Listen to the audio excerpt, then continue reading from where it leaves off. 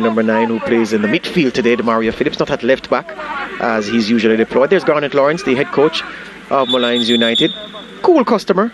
Hardly see him going through any histrionics on the bench like some of his counterparts in this competition. He has other people on the bench who roar at the players when the standard isn't at the required level. He just surveys the scene and then makes the decisions. That's what you want on your bench. Everybody can't be doing the same thing. As we said in the coaching terms, as a coach, somebody has to look at the players. And there's Thomas, who is the head coach for Dunbeholden. And like I said, Dunbeholden will be looking to be the best of the rest, if I may say that so early in the season. Mount Pleasant and Waterhouse looking to separate themselves and have done so based on their patterns of play. Dunbeholden in third place and certainly looking to see if they can be the best of the rest. Yeah, Livingston took a shot to the face just now. He's gone to the touchline just to put some iced water on the affected area as Lewin heads away. Well, McCoy, beg your pardon. And here is Bailey trying to make some progress down the right. Applauds the effort, but the ball runs into touch. Kimoni Bailey, live wire, will run all day. His use of the ball and in possession needs some improvement, but you can't fault the effort of the Rastaman on the wings for Dunbeholden. Looking for Stewart now. Stewart, the chest strap is good. Excellent pass inside to Sutherland, whose ball is into the path of Stewart. Can he get there? No. Big Damien Hyde comes and claims captain for the afternoon, Premier League champion with Barnet Gardens. As this long ball finds Dean Andre Thomas, he's in. Thomas, what can he do from here? Dean Andre Thomas! It's blocked by McCoy. Good defending by the Molynes United Rastafarian, just to have the sense of mind to track the run to the right area. And it was a stabbed finish. Not sure if it would have been on target, but we aren't to know because of McCoy's interception. Yeah, but I feel Dean Andre Thomas there. I felt he should have just opened his body, not the right part of the foot. Good quick start by the goalkeeper. Some say it's always good to have a goalkeeper who's looked to start the game. There I felt he should have just opened his body up, just carrying it with the instep. Just needed to open up and use the inside of the foot to just pass it into goal. At that point, he needed to have opened up his body and looked to go. Maybe he was looking to set up the Rastaman. It looked like it was to set up the Rastaman there, yes. Yeah, thanks director for that angle, because it was, which is why I saw him berating Kimoni Bailey after the play, as if he were saying that the run you gave me was not good enough. So it was a pass with the outside of the right foot, because his slow reaction, slow to open his body up to give him the shooting option, meant he had to go for the pass because there was no angle for the shot, and he didn't fancy a left-footed effort from that angle. Anyway, Dunbeholden being dangerous early. Here in the back is Damian Thomas. Leaves it to Nelson, who has come a long way deep to get on the ball. Powell exchanges passes with Bailey. Powell looks for Thomas's run. Dean Andre Thomas on the sprint, but he gives up because he realizes he doesn't have the wheels to get to it and to get past the big Lorenzo McCoy. Still gives Powell the thumbs up for the idea. The execution left a lot to be desired. So McCoy, they call him Rasta. Looks to me like he's a dreadlocks, but I can't tell you what you are. Josie Wales was a Rasta man, but he was a bald head. It's all in the heart, it's all in the heart. There you go.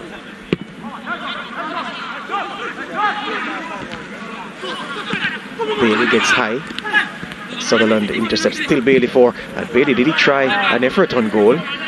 It's gone out for a throw, but rather enterprising from Kimoni Bailey, cutting in on the left foot. I think he had option in front of him. Thomas was there as well. Just got a little bit excited because he got a chance to juggle and do well. Dice sent to the touchline by referee Tummings. Seems to be, let's see if there's a problem with a wound or something that he needs to staunch the bleeding. Oh, it's a socks. So it's a socks. You heard the referee warning them. Actually, it was one of his assistants who said the socks have to be uniform. Yes. So Dice was wearing red and white socks. He said and the assistant said it's white. There you go. So he's celebrating Valentine's Day early, it seems. And Dice doing some running repairs on the sidelines. So he's putting the tape to mask it. Masking tape, masking it, pun intended. Yeah, there you go. Let's see if it hides it. Damien Hyatt seeking some, maybe just want to allow his teammate to come back. Clever. Doesn't want to play with 10 players. The goalkeeper does know that once he goes down, the game has to stop. Yep. As coaches, we do that sometimes when we want to get something across. We do it from training time, and we say anytime you see we get up and we do something. Bailey also has the problem. So Dice, Bailey. I see Dean Andre Thomas adjusting his here. I see McPherson adjusting. It's about half of the This is not good enough though, because the assistant did point it out. So unless they thought the rule wouldn't have been enforced.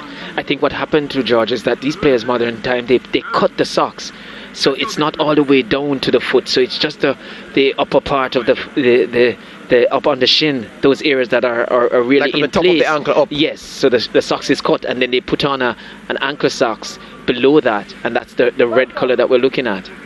Well, I think the only way they could get away with it was if every player had that red showing in that area. So it was uniform. It was uniformed, yes, but not the case. There you go. All right, so I think Dice is ready. Is he? No, I think the right foot is still showing. Yeah, this is farcical. But smart on Damien Hyatt's part to give his team some time to get back up. He's back up. Dice is waiting to come back on. Kimoni Bailey's back on. And yeah, so Dunbeholden are back to full complement. Good on Damien Hyatt to recognize the situation as the captain and to buy his team some time. But maybe he didn't do his work as a captain before when he was told to make sure it's uniformed. Yes, sir. So that's why he took responsibility, you feel.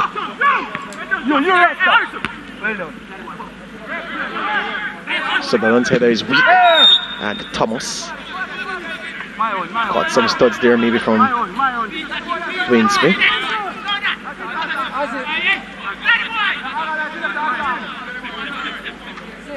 So we're into the 8th minute. We had a long stoppage for some wardrobe issues fixed by the Dunbeholden players.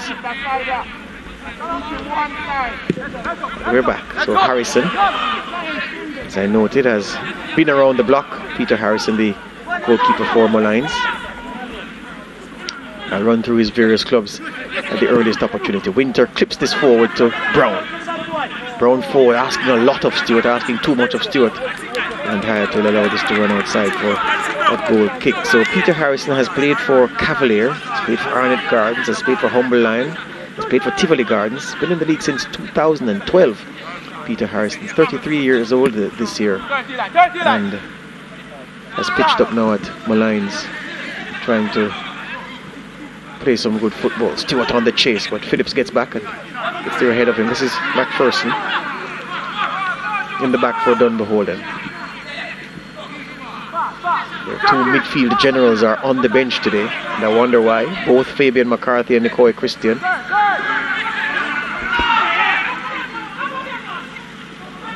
So here's McPherson, robbed by Stewart. Stewart into the box. The cross comes in. Ooh, and the connection was made with the shot from Nicholas Nelson, but he only feathered that ball when he needed to have a firm connection. It was a good pass from Stewart into the right area. And that Nelson seems to may have hurt himself. Maybe the pride hurt more than anything else, because that was a presentable chance, Dwight, that was passed up by Molynes. Yeah, it was a beautiful opportunity for Molynes to go ahead in this contest. Like I said, they don't normally have opportunity, but he was under pressure. If you give him credit for that, really was always tracked and made it difficult for him there, I think. Yeah, but the man, he was goal side of the man tracking him though, Dwight. True. So I know, but you're the one who's supposed to be giving him a hard time, because you're the coach. You're usually very, very harsh, but I'm saying he was goal side of his defenders. I'm thinking he gets the ball before the defender because he was ahead of him. He was ahead of him, but maybe the defender was on the side where the ball was coming from. Maybe just gave him, and then just a body check, I think. Nelson wasn't firm enough. But I agree with you, George. You'd want your striker to really get on the end of that one. And as a coach, you'll see that as a chance that should have been converted. Yeah, and a player of his caliber, he'll tell you that if he got that chance again, he would score. So, and I wouldn't doubt him on that. Yeah, Molynes missing a chance, missing an opportunity created by Trevante Stewart's hard work down this right hand side. Anyway, they come again, Molynes United. Or looking for Pringle, but not on the same wavelength. And Hyatt's booming long kick once again. Dean Andre Thomas, lone striker's role today. I think that's definitely a ploy for them. They've done it 2 times here, and with Thomas being that striker up front, what we find is Bailey's quick to join in to see if he can win that second ball if Thomas can head it in his path. So their means of getting up the pitch is by a long ball, varying their type of attack. There's a Dunbeholden team, because we know they can possess the ball quite well. Winter into Sutherland, back to Winter, making progress down the left. Livingston has been quiet so far this game. Rashawn Livingston usually involved in much of what Molynes do attacking wise, especially down the left hand side of their attack. But either he's been well shackled so far today, or he's not demanded the ball enough. A player of his ability needs to demand the ball. Almost intercepted from Dijon Grant's pass, but Winter breaks out of defense for Molynes. Stewart's first touch is good. Sutherland goes for an effort on goal. He took a skip, and for a moment there you thought Damien Hyatt was in trouble, but he watched all the way the big goalkeeper. I think he was concerned as well, and a dip in front of the goalkeeper, always a concern, always a troubling moment for them. But good shot there, just dipped in front of him. I don't think Hyatt was quite sure where that far post was, and really had all his interest. Long ball from the back. Thomas's header. It's in the wrong direction, but this is foul for them in midfield. Under pressure from Sutherland though, and referee Tumming says it's a free kick to Dunbeholden. 13th minute of this contest. Both teams had their noses bloodied last time they played in this competition, played in this league. Let in 4 goals in both those games. I think it was more surprising to see Molynes go down 4-1 to Mobay United. I think Waterhouse, based on their form, you can see a little bit why and what happened to Dunbeholden, but 4 goals let in by Molynes against Montego Bay United, and Montego Bay United also missed a penalty in that game, so it could have been worse. Yep. Azim Matali Grant missed from the penalty spot for the boys from St. James. And still they had too much for Molynes. The ball bounces once. Bailey tried to get on the end of it, but strong defensive play from Thomas. With him all the way, Thomas was, and the defender fouled in the end. Yeah, it was good defensive work from Thomas. That's what you want from your defender. And Bailey, as you spoke, George, early, that you can't fault him on effort. And certainly, if Thomas had given up there, or just relaxed, you feel Bailey would have nipped around and gotten something on that. Yeah, Ronnie Bailey, full of running. One of those players who leaves every game tired because you can't fault him for effort. As I said, it's just his use of the ball that I have an issue with, and I'm sure it's the same thing for his coaches. McCoy's clearance is awkward. Taylor trying to settle under it. And it's a foul on Phillips. Taylor is down as well, so 2 men down for Dunbeholden. Phillips seems to have been struck in the face, and the Taylor seems to have a problem with the midriff. And Tummings calls for help from the sidelines, and he's going to have a word with Pringle, telling him to cool it. I think both teams really sprightly in the opening 15 minutes here. Yeah, I think really high boot, and that could have been a yellow card. Referee they're just giving the caution, seemed to trying to control the game just by comments on that occasion, but certainly was very high boot in that mid-rib area. On the point of referees, I'm interested to know, who do you think is the top local referee? Or am I asking too much of you? No, you're not asking too much of me. I have my opinion, of course. And some may say because of where he's from, but not the case. I think based on his assignments and his performances, I think Daniel Parchment has risen to certainly be in the conversation of being one of, or the top official in the island as well. Not a bad selection. That Parchment, I think, is a top man, and as you say, the assignments don't lie. I'd put a Shade Nation right there as well. Exactly, yeah. Wouldn't disagree with you on that. Yep. No more. McPherson spears this one into the box, looking for Thomas, and he rises high above Winter. A severe height disadvantage Winter is at compared to Thomas. Thomas beat him to the header, but he couldn't direct it well, couldn't control the header anyway, and it went harmlessly high. I think he mistimed his jump badly though. Yeah, you give him top marks for effort on that one. But the execution of his jump just off. But situational awareness, Dwight. You should know that your opponent is shorter, so you could take some more time over the header. He approached that as if he was going up against a big centre half. He got a bit excited when he saw it coming. Perhaps. And just want to get on the end of it. Not as composed as you want your striker to be. Yep. And while we talk about Parchment and Nation, I mean, I can't recall many days that I've seen, as we see this foul on Thomas, I can't recall many days I've seen when Odette Hamilton hasn't had a good game. I was about to say to you, I've seen you think there's no contest for the top female official? No. There's daylight between her and the rest. Yeah, I can't recall seeing her in any competition, and we at SportsMax, we would know because we've done scores of games with her. So I've seen her on Monday nights, Sunday afternoons, midweek, schoolboy football, Jamaica Premier League, and yeah. I think what I like about her is her assertiveness in game, in terms of how well she controls the game.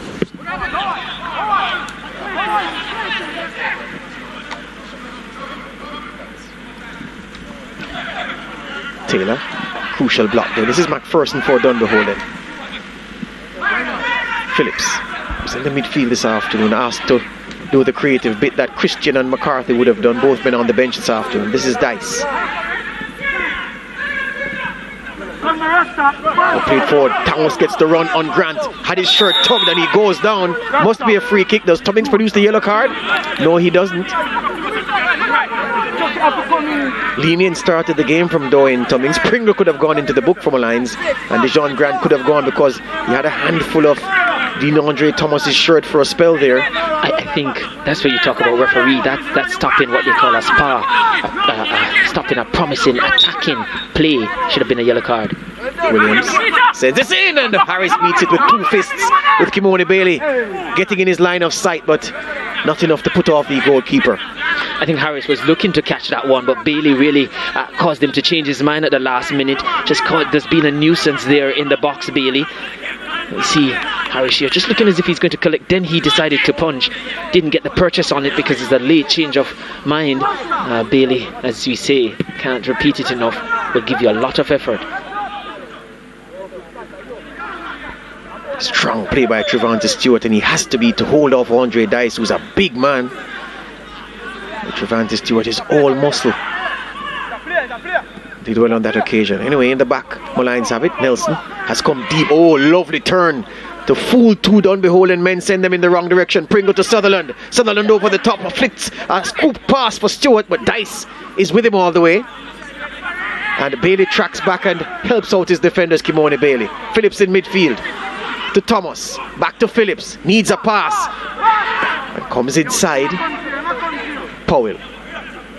Yeah, I think Bailey was disappointed. He felt he had made the run and had the space to operate. To be fair to Phillips, he was being tracked, Bailey, and I'm not sure Phillips fancied him in that contest. Phillips pops this over the top, looking for Thomas off the chest. Dean Andre Thomas!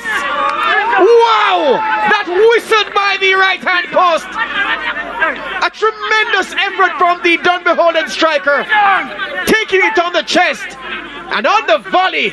Wow!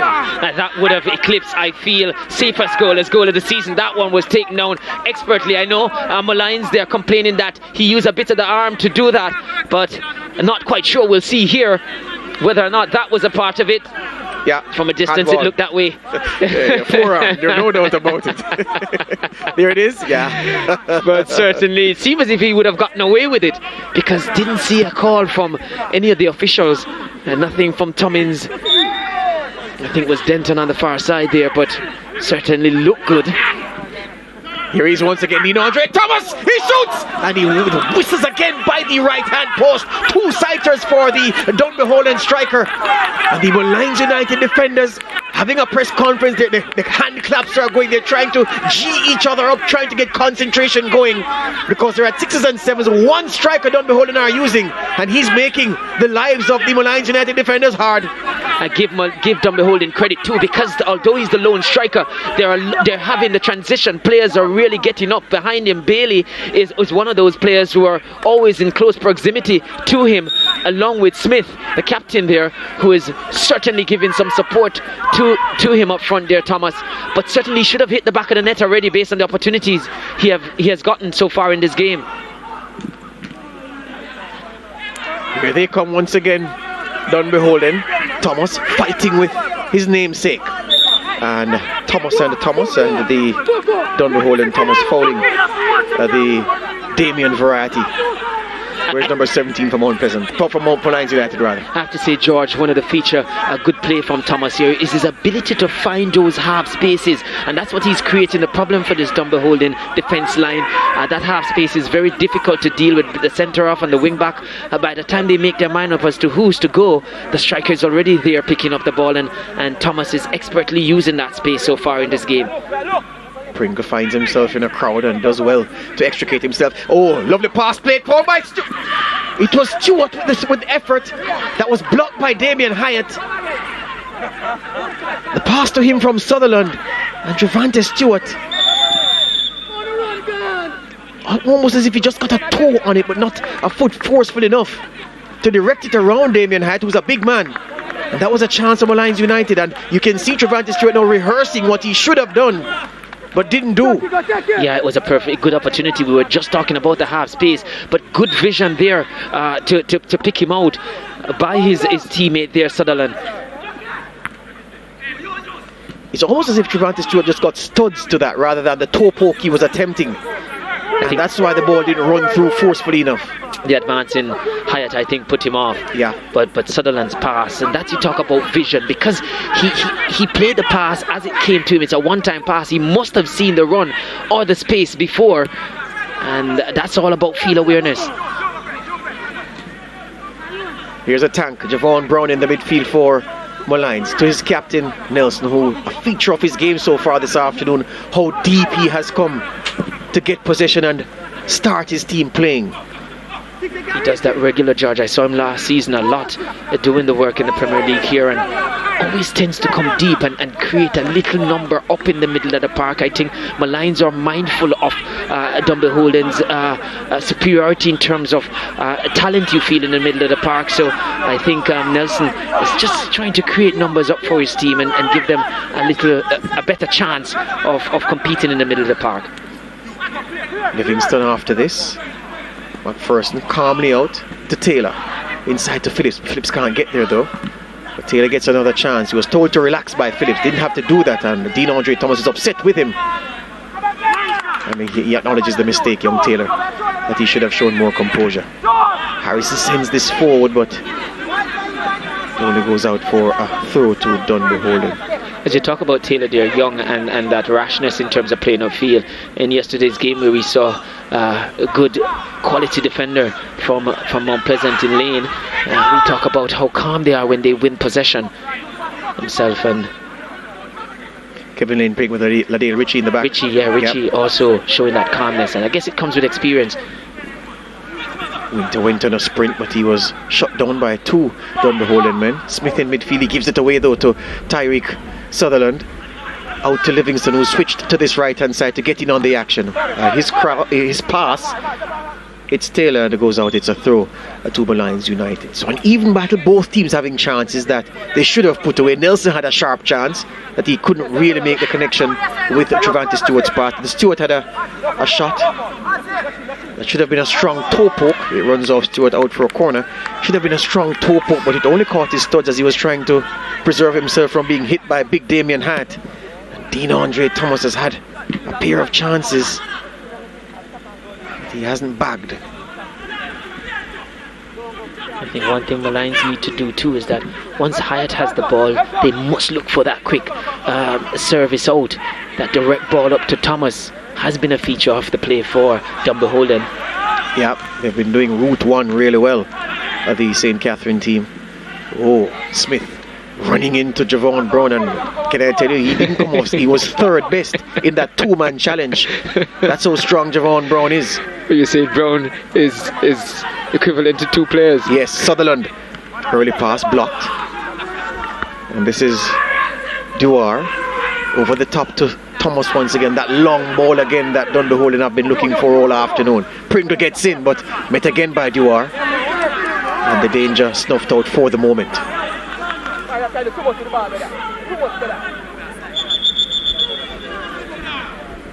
Tumming signals water break. So describe what you've seen for us so far, Jeremiah, in these first 26 minutes. I think both teams really going for the win. They believe this is an opportunity for them to get into the win column, or get for Dunbeholden back into the win column, and for Molynes to register their first win of the season. And I think it's an open contest. Both teams looking to get forward very quickly. For Dunbeholden, looking for route one most of the time. Molynes looking to have a steady build-up, methodological build-up they're looking for with their play. I think looking to nullify Dunbeholden in the middle of the park, Molynes, with Nelson dropping deep. So there's some tactics to it as well, but certainly an open play from both these two teams. Do we credit Peter Harrison, the Molynes goalkeeper, for Dean Andre Thomas's strike, the one with the arm? Because I was wondering, this is the long pass, beautiful pass, bypassing everybody from Phillips, and then the handball, and I'm wondering if the goalkeeper's positioning had anything to do with him in going across, missing the target in total, or if it was just bad shooting.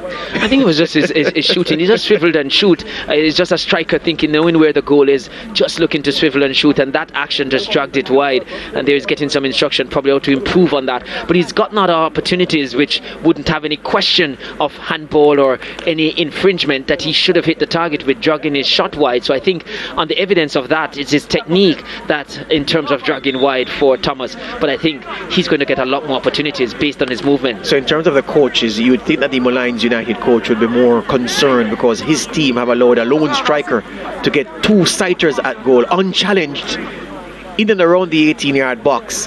And you think that the Molynes coach would be saying to his defenders, you need to get your act together, even though it's still 0-0. Yeah, I'll always say that with one striker up there, my defenders, one has to be picking him up all the time, one has to be marking, because we will still have two defenders free. That's not happening for them, and it's a problem that they'll have to work out. And maybe we'll see whether or not with this water break that is often used as a tactical session for coaches, whether or not they would have addressed that.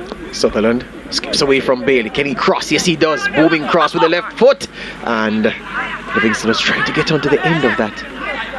Hyatt beat him to it. Long ball. We've seen that already. Falls for Thomas on the chest, under pressure from McCoy though, and it's a goal kick in the end.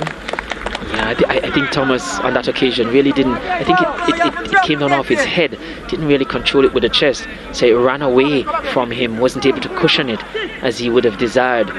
But again, that long ball upfield, I know we saw Stewart trying to prevent Hyatt from making that long ball. And again, credit to Molynes there. They've recognized that, and the front men in terms of Stewart will have to do his job to prevent Hyatt from going long before they organize themselves, Molynes. Livingston gave it away under pressure.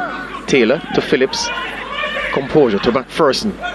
Livingston runs back at him, does very well, does Livingston. Finds Sutherland. Grant. Forward to the strong Stewart, who's fouled by Andre Dice. This has been a good battle so far today. Dice, the veteran, giving the youngster some words of encouragement. Not. I think on that play though, Dice just got a little bit excited. I felt he could have, he knew Stewart was going to get the ball, and in defending we say no get, no turn, no shoot. So you still had two things to prevent him from doing, and could have allowed him to get it. Just don't allow him to turn or to pass to your goal. Just have him pass back, and half your job would have been done there for the experience, Dice. So Livingston with this free kick, whips it in, headed away by McPherson. Winter hunts it down, gets there, forward to Sutherland. Robbed by Dean Andre Thomas, who's driving forward without help. Dean Andre Thomas and his run halted by Damien Thomas. But referee Tumming spotted a foul, and he's going to book somebody. He's going to book Winter. So the number 15 man, Tyrese Winter, goes into the book. Mr. Tummings felt some unsportsmanlike conduct. can't fault him. He has been lenient throughout this contest, looking to go with just trying to calm players down, but he feels it's about time that he really exerts his authority on this game. Dwayne Smith off the chest. Turns away from Javon Brown, bursting into the box. Smith, he goes down. The appeal from the Dunbeholden players. Well, at least Williams appealed. And Tummings doesn't even do him the courtesy of looking at him. That was a beautiful turn, though, from Smith. Lovely turn inside the box there. Gave himself just with that turn. Yeah, just get away from Brown. And tangling off the legs. Not quite clear there. We'll have another look here. That's a foul for me. I think it is. I think it is, that's a foul. I'm sorry. Because it's the back of the leg of Smith that was hit.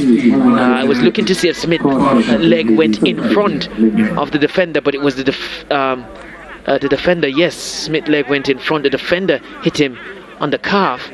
And you're right. Should have been a penalty. There is nothing that Smith could have done to have prevented himself from falling, because his legs were kicked out. His leg was kicked. Yeah, his leg was in front. It's not like we've seen sometimes where defenders or the attacker kick the leg of the defender or leave his leg dangling for the defender or going towards the defender to initiate contact. This is another angle, Dwight. So he turns away from Brown, tries to sprint away from Thomas, and look at this. No, that's a foul. That's a penalty.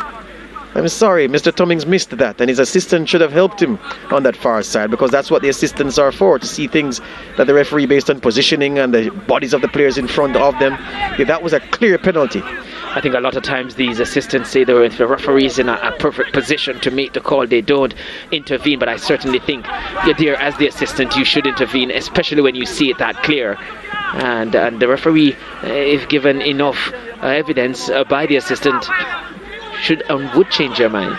Yeah, so Damian Thomas got away with one for the Molynes United defenders, and if Dunbeholden lose this or draw, I'm sure club officials watching the game on replay will have cause to feel very aggrieved at them being denied the chance to take the lead at this point in the first half. Anyway, back to live action, and Powell back to Phillips, outside to Taylor, has Bailey in front of him, comes direct midfield to Thomas, good flick to Smith, back with Taylor.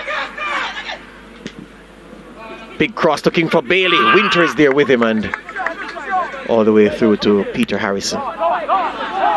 Looking for Pringle to pick him out with that pass, but intercepted by the man sliding over there, Duar. This is Trevante Stewart. Into the path of Nelson. Nelson couldn't get around McPherson though. Yeah, just run away from Nelson there. That first touch was not in the direction he desired to have it.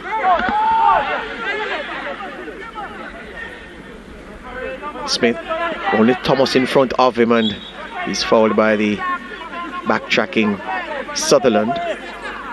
Was that a good game for Molynes United, their number 6 so far? Yeah, doing his work in front of shielding the back 4 as much as he possibly can. And he's creating as well. It was his potential. Well, he created the chance that Stewart couldn't finish. Yeah, certainly, that's a good tracking back. Some would say a good foul to give away, but just reaching from behind, got the ball. Duar burst into the box and felt he was fouled, but referee Tummings saying that he was the transgressor. He goes down, Sean Duar.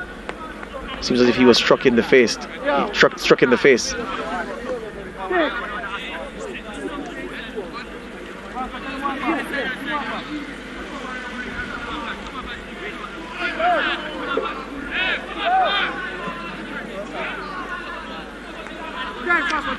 35th minute.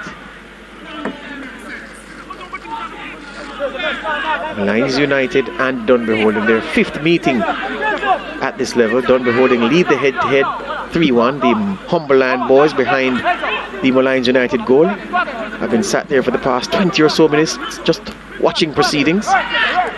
Their game against Cavalier coming up next. Bailey has gone a long way back. 55% of the possession controlled by Molynes in this game. but the better chances have fallen to Dunbeholden. I think it's because of the style of play that both teams have employed in this one. Dunbeholden has chosen to go direct a lot of times, so the number of passes to get into the final third much less than that of Molynes. Here's Smith inside to Bailey. Oh, Bailey takes a touch of Bailey! It's saved by Peter Harrison and cleared by Sutherland. There's a good chance again for Dunbeholden. I think Bailey's connection wasn't quite good enough, not far enough away from the goalkeeper, and nor having the power as well. And you know why? Because it was a right foot. He's a left footer, so it was weak off his least favourite foot.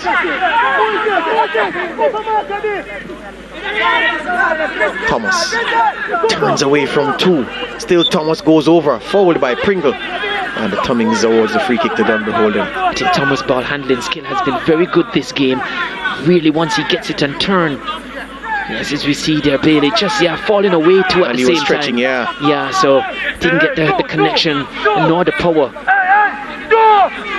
to beat Harrison in goal. But nonetheless, that's a big save for Harrison. So this is Williams. Floated in, and the header goes up. You are overhead kick by DeAndre Thomas is blocked. How Dunbeholden haven't scored it, nobody knows. Stewart, meanwhile, for Molynes, wins the ball in the midfield. Nelson back into the space for Stewart. Hyatt comes, Hyatt clatters Stewart. It's a free kick to Molynes United, and the Dunbeholden keeper is hurt, and he's going to be in trouble with Mr. Referee. Yeah, both players going, just having eyes for the ball, both of them. Maybe Hyatt would have been in a better position looking at the striker coming towards him, but it's a big clash, and I would say the keeper coming out. Let's see. Yeah, certainly a yellow card, you feel. Well, let me tell you, this is the chance by DeAndre Thomas. McCoy didn't know anything about it. It struck him, but guess what? He was in the position to block the effort. Acrobatics, and that was destined for goal. Peter Harrison would have had a really tough job saving that. But McCoy was tall and in the path of that shot to block it. I tell you what, Dwight, I didn't know if you did. I heard that collision, the impact. Blam! It was a huge impact there. Two big fellas, I must say. And they say if two cars are going at 30 miles per hour, the collision will be felt at 60 miles per hour. Certainly that was big impact there, George. But the covering defender there is what saved Hyatt from getting a red. Certainly he had cover behind him. Might have been slow to react there, but it was a good break in transition there from the Thomas attempt on goal. Give Molynes credit because they were up the park with about 3 passes and looking to create an opportunity, having just saved themselves from going behind. Well, Hyatt gets the yellow card for his troubles. And 2 men on the pitch you wouldn't want to clash with. Well, 3. Andre Dice in defence for Dunbeholden, Damien Hyatt in goal, and Trevante Stewart. The man is all muscle. And Hyatt is a big man, I'm sure. You could add Brown to that one as well. Well, yes. He's a smaller man, but he packs as much punch as those big fellas. But yeah, Trevante Stewart is not a man you'd want to mess with physically. It's 27 yards, the distance between where the ball is spotted and the goal line. Let's see, Nelson and Stewart having a conversation. Fancy Nelson. Yes. Seen him score some good free kicks in the last season in the Premier League as well. It's a 4-man wall. Rather 5-man wall now. 4-man wall. That Nelson! He hits the crossbar!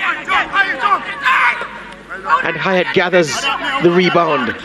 So often you say the crossbar and the upright is the goalkeeper's best friend. For sure. That occasion, I think Hyatt left it to his best friend, just felt he couldn't do anything. Very unfortunate for Thomas there.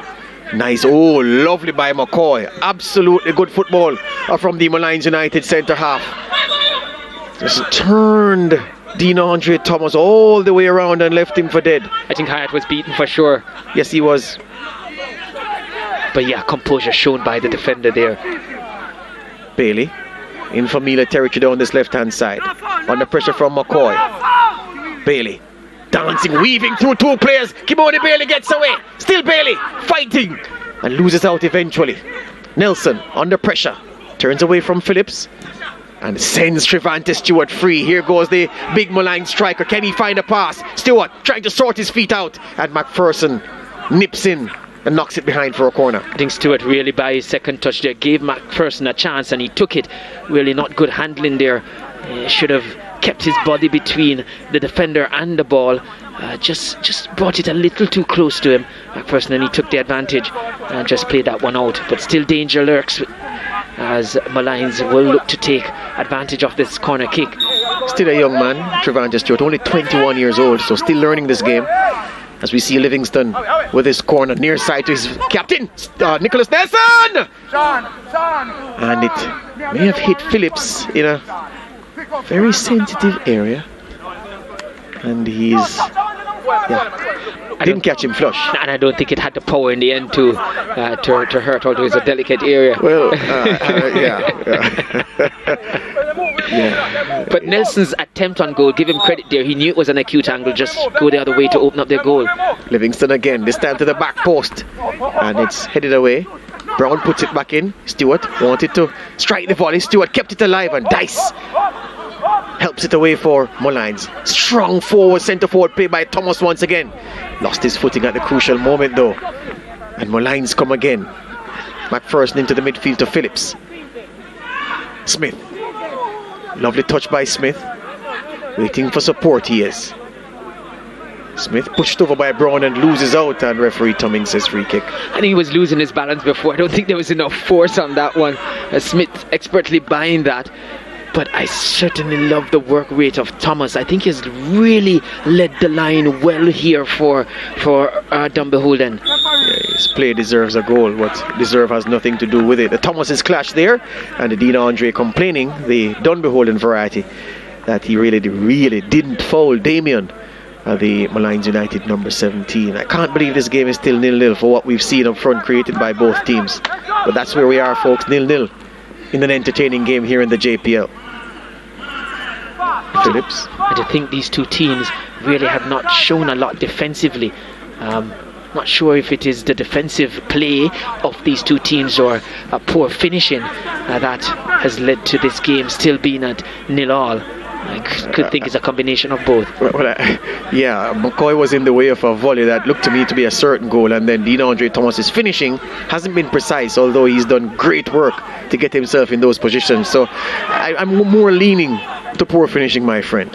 Meanwhile, Taylor is set free down this left-hand side. Livingston is closing him down, and Livingston goes across and wins the ball, says the referee. No foul on the play. I think Taylor is not one for speed, was really struggling all the time. Yeah, I was almost tempted to call a taxi for him. Would have probably reached here before he got to the ball. Yeah, Livingston closed him down easily. Nelson meanwhile runs onto this loose pass inside to Stewart. Trevante Stewart, it was behind him. Still Stewart. Pringle drags it. Pringle blocked by Hyatt. Pringle again, and it misses. It's still 0-0 and I can't believe it. Well, George, you just said you were leaning towards poor finishing. Well, there you got it. It was players trying to sort their feet out. A goal gaping, can't really make good contact with the ball. It was all happening there, comical at times, because that ball into Stewart there, really struggling to find his feet out, inadvertently got to his partner in crime up there, and in the end just a rash attempt on goal. And certainly you felt that occasion Pringle ought to have hit the back of the net.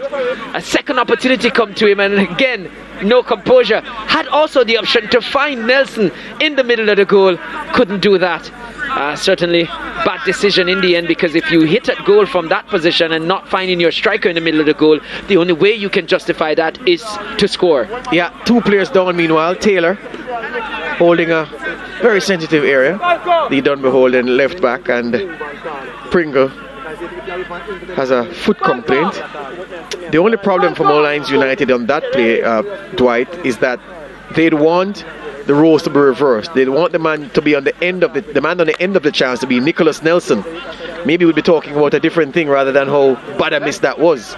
Yeah, it was a poor miss. And Nelson would have I'm done sure he much would have better. finished that. Yeah. As we see 2 minutes added on to the end of these 45. Again, my friend, how is this game 0-0? Well, you said it, George, for finishing, and that was the certain example of it presenting itself just seconds after we were debating what was the reason why this game was 0-0. Livingston has switched to this right-hand side, and Trevante Stewart was both clumsy and skillful in the same play because he failed to drag a Nicholas Nelson pass with him. Oh, Sutherland is kicked right in front of the referee by McPherson. And McPherson, naughty boy, will go into the book. An action-packed first half. But we've yet to see a goal as Sutherland is having a roll around on the pitch. And really, Dunbeholden won't want him to be badly injured because he has done a good job shielding the back. You mean Molynes? Molynes, rather, because he has done the job as a holding midfielder. We often say as coaches, break up and distribute is your job. He's certainly been breaking up the play, and as you mentioned earlier, George, distributing quite well. Linking the defence to the attack, or the midfield to the attack. He has done that well for Molynes. Yeah, out of character for McPherson to make that kind of tackle, but he seems to have been riled by something else. And let's see the tackle. He goes through. Yeah, you follow through there. That's a yellow card every day. Yeah, it's not that the follow through and he could have eased out. He followed through with the foot, so he followed through with the intention to kick. Yeah, intention to kick, certainly. He didn't have to follow through that way. Put it that way, George. I think intentional, just carrying that trailing leg.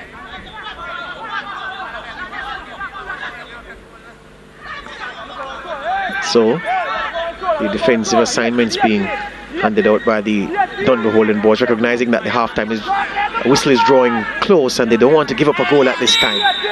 This is Javon Brown, left-footed free kick inside the box. Stewart goes up and he barges into the back of it. Looks like well, that's not Powell, that's Taylor. Yes, unfortunate Taylor once again. And Trevante Stewart jumps and comes through your back like that. It's almost like a truck hitting you. And Taylor flattened by that. It's a yellow card to Stewart because maybe referee Tummings is saying that was dangerous play, that was reckless on your part. And the Molynes United number 9 gets booked. Yeah, and I think the Dunbeholden players were calling out for a yellow card as well, the minute that the infringement occurred. And no doubt Stewart having a say, and his captain pushing him away from the scene and pulling him away further. Yeah, you don't want to get a yellow card for something you're saying. I mean, yes, his effort to try and get on the end of a ball as a coach, as a player, you can see with that, but not if he was to go on to get a second yellow for having too much to say.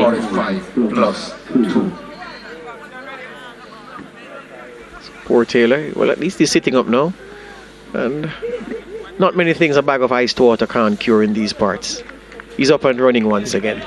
And I think one of the reasons we've had such an action-packed game, not short on goal-mouth activity as we see there. Yeah, the knee, leading with the knee, that must be painful as well. And yes, we can see why the yellow card was shown. Long ball once again, and on cue, referee Doyen Tummings has seen enough. It's been a good first half, action-packed opening half here in this Jamaica Premier League game, and somehow the finishing, as we see Dean Andre Thomas and Nicoy Christian having a little conversation there. I don't know how this game is still nil-nil, but nil-nil is what it is, and we eagerly await the restart to see what more is in the offing in the second half over the course of the second 45 minutes.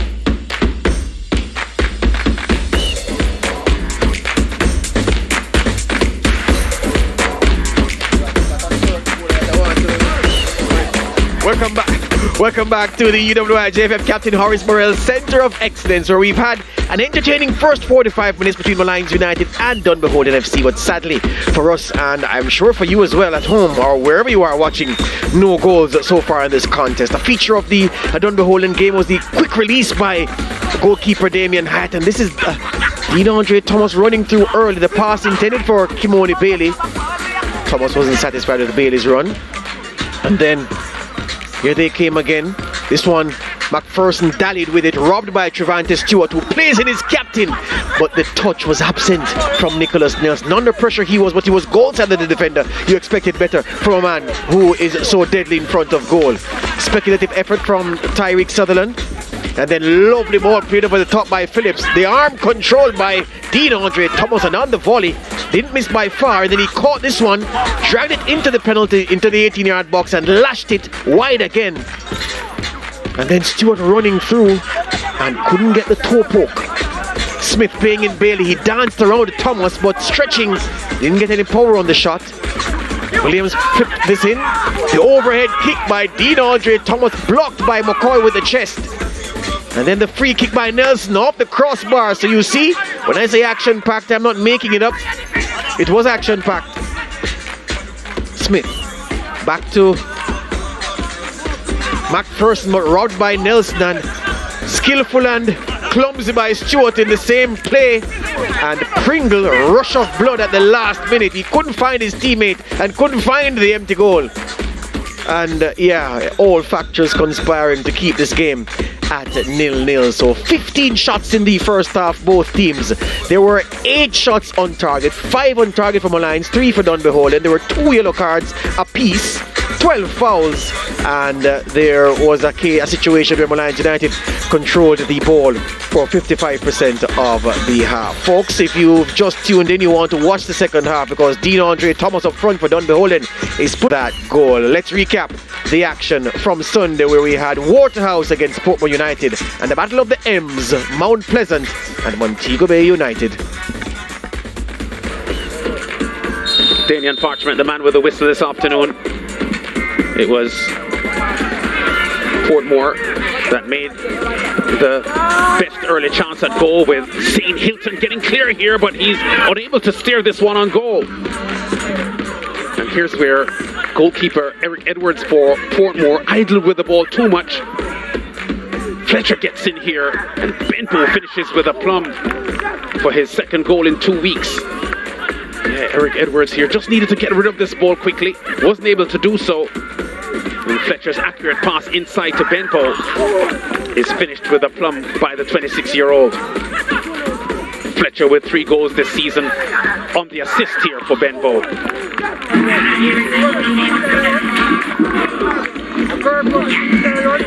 But that's a happy man, having left Mount Pleasant in the off-season.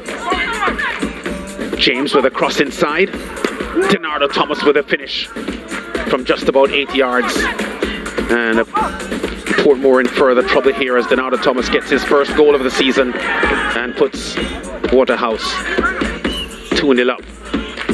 An offside call here against Javon James as he was about to retrieve the pass from Benpo, slides the ball between the goalkeeper's legs for his first goal of the season as well. But he does well, the 21-year-old, and it puts Waterhouse even more firmly in control of this fixture. Delightful ball here played by Andre Fletcher, taken down well on the thigh by Benpo, and for the second time this afternoon the former St. George's College standout hits the back of the net for Waterhouse. And after scoring no goals last season for Mount Pleasant, hits 2 this afternoon, 3 in total now from match week 4. And is he happy or what? First and foremost, I have to give God thanks, you know. We just have to just go out there and just enjoy the game most and just execute game plan that the coach give out the instruction. Well, I didn't stay in class for lip reading, so you sent a message after your second goal. What was it that you were saying in the cameras? No, it's like I'm just back home. We're always like talking about football, you know, so it's where I'm from, you know. So most of my friends them always cheer for the team that I play against since day. So it's that message towards my friend. I have to ask you as well, what is it about playing for Waterhouse? You seem to have had a barren spell when you were wearing other colours, well, similar colours, but other places at Mount Pleasant. What is it about playing for Waterhouse that gets you going? It's like a home, you know. So the guys welcome me home, and the coach and everything is like good there. So I enjoy every moment there.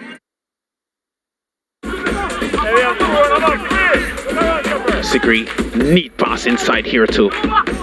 Green, who strikes the ball from just the edge of the box, away from goalkeeper Tummins, and that's a fine strike by Daniel Green, third goal of the season, and Tummins couldn't get to it. Daniel Green celebrates here. Another good moment in Premier League football. Here's Green again, setting the ball inside for Sule McCalla, who just toe pokes the ball in goal. So Green a goal and an assist here. This time he's provider as McCalla nets his first goal of the season and puts Mount Pleasant 2-0 up on their Montego Bay rivals. Sigri does really well here, just sets himself up, and look at this strike. A bit of a deflection, gets some assistance there from Wellington, who stuck his leg out to try to block it. But Sigri's strike was firm, well placed. And Tummins couldn't get to it. Sigri gets his second goal of the season and is showing himself as a very, very influential left full back here for them. Sigri again here, sets the ball back. What a good dummy there from Alwyn Harvey. And slides the ball in for Cleon Price, who couldn't miss from there.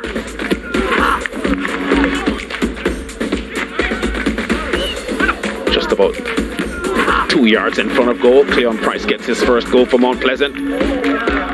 Former Cavalier Harbourview man, Portmore as well.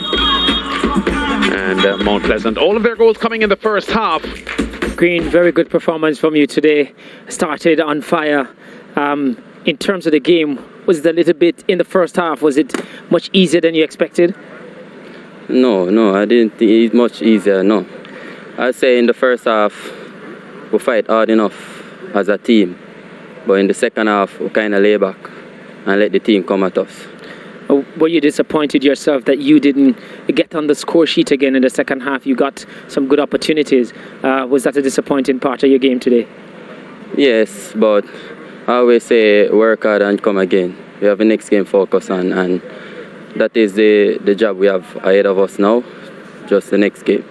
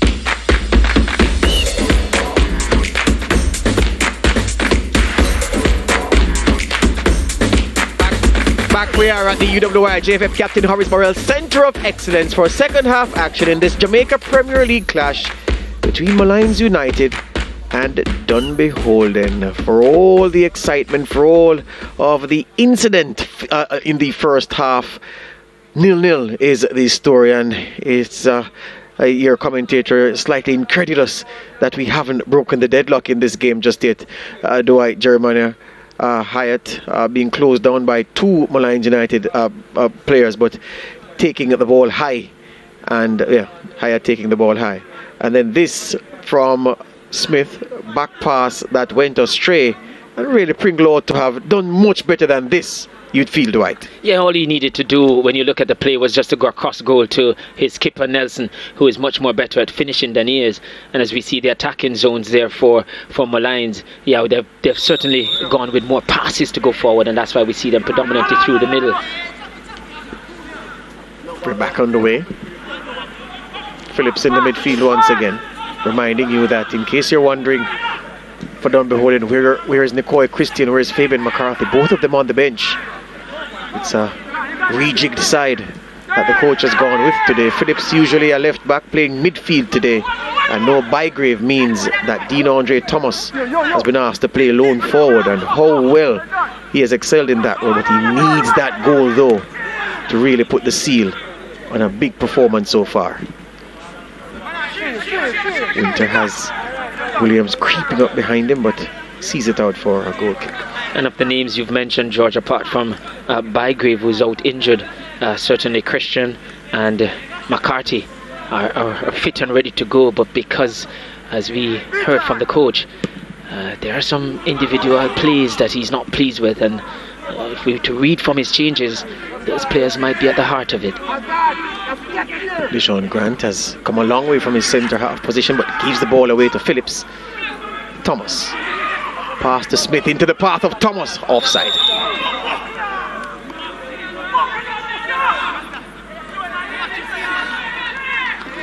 Thomas applauds the effort from Smith as he curses somebody, maybe himself, or it must be himself, because Smith didn't delay. He played that one time, so it would have been Thomas who was just a bit too eager, so he went early. There's Harold Thomas, the coach of Dunbeholden, and his midfield general Nicoy Christian, no doubt plotting the route back into this game. This is Livingston, the toe, excellent interception by Damian Hyatt, almost David De Gea-esque with the stretch and the toe block on that effort.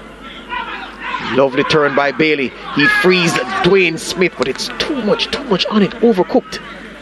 Right idea, but wrong execution. Yeah, perfect idea. Love the thinking there. As we see the opportunity here for Dunbeholden. Just needed that one to cut back a bit, but because he was stretching all the time, didn't make the right connection. He definitely had the intention to cut it back. Had he made a proper connection, you felt he would have played in one of his teammates there, Livingston. Thomas at the back for Molynes. Forward looking for Stewart. Stewart has the run on Dice. Dice gets a boot in front. Nicholas Nelson goes down, and referee Cummings buys it. It's a free kick. I thought very clever from the Molynes captain. Didn't see much in that as a foul. The referee Cummings is closest to the action, and he felt that there was an infringement.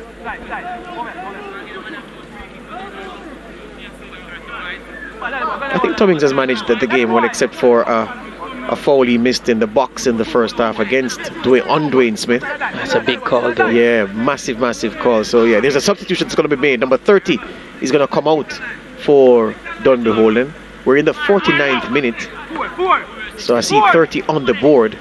To be Christian, who's going to be coming in. Yeah, so Taylor looks as if he's going to come out. Had a few knocks in the first half, and at first chance, that's the substitution that Harold Thomas is going to make for Dunbeholden. Meanwhile, Nelson and Stewart over this free kick, and Doyle is going to say he fancies Nelson, and with good reason.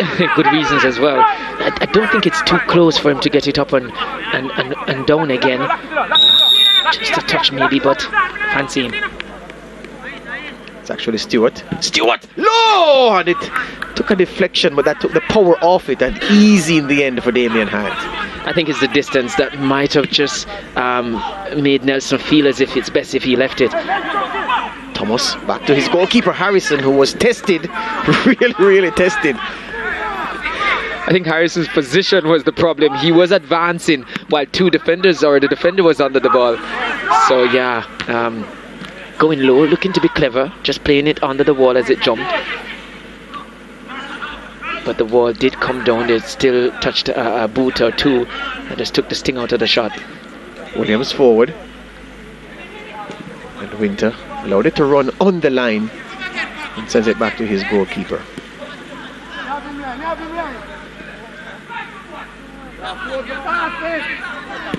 Harrison keeps it out to Grant, who's playing left back now. To Nelson. Nelson looks up, spots Stewart with the run. Dice goes with him. Stewart blows by Dice. Stewart! Side netting.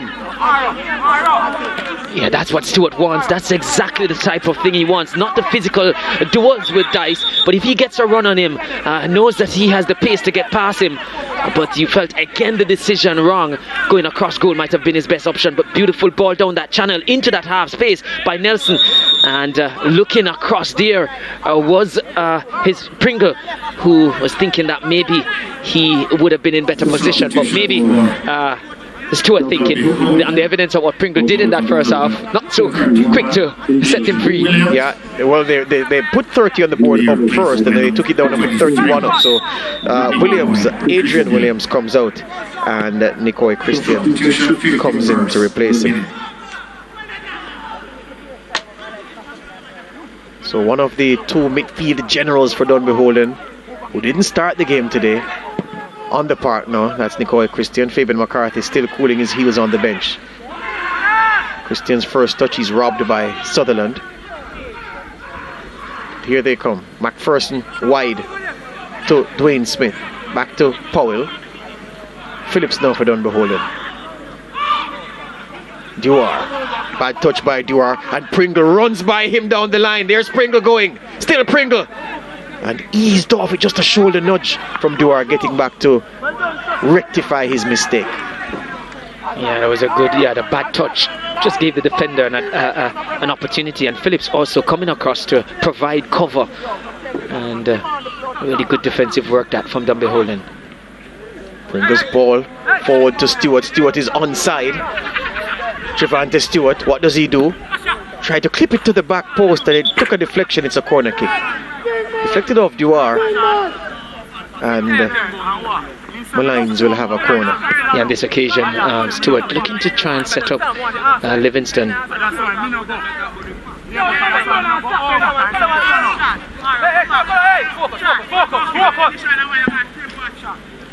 So Livingston will take this corner for Molynes.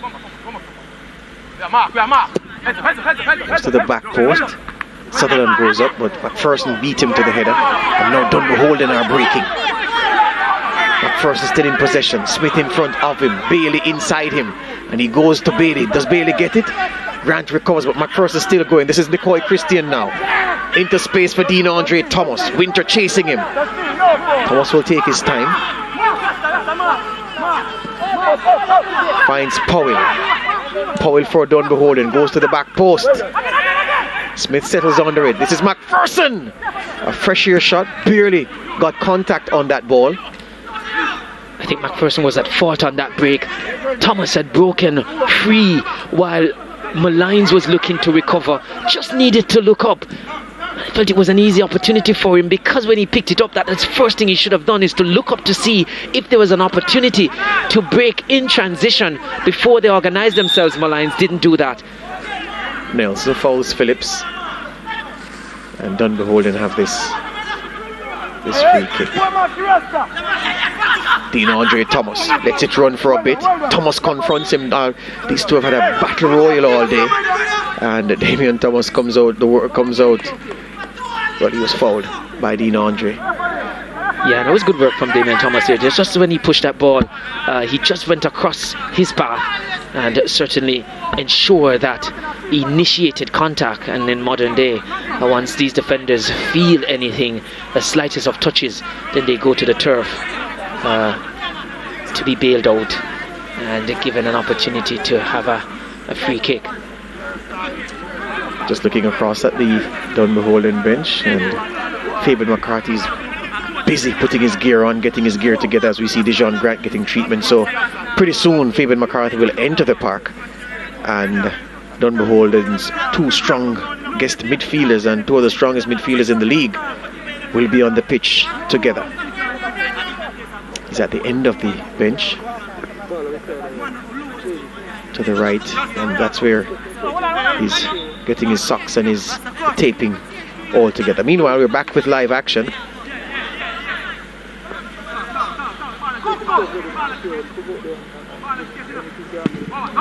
Harrison goes long.